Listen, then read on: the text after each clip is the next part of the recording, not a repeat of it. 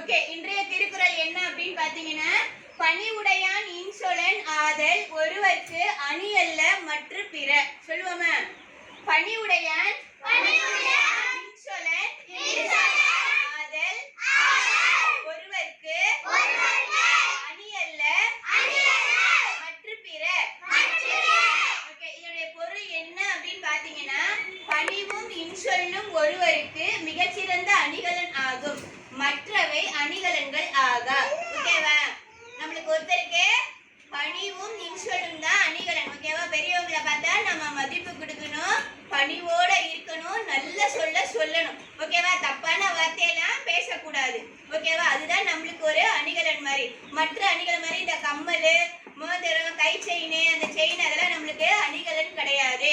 பணிவும் இன்சொல்லும் தான் நம்மளுக்கு அணிகலன். ஓகேவா? நீங்க மற்றவங்களுக்கு மரியாதை கொடுத்தீங்கன்னா உங்களுக்கு மரியாதை தானா தேடி வரும்ப்பா. அந்த பையன் நல்லா மரியாதை கொடுக்குறான்ப்பா, மிஸ் சொல்றதெல்லாம் நல்லா கேட்குறான்ப்பா அப்படின்னு சொல்றாங்க. அப்போ உங்களுக்கு சந்தோஷமா இருக்குமா? சந்தோஷமா இருக்கும் இல்லையா? ஸோ பெரியவங்களுக்கு நீங்க எப்படி மரியாதை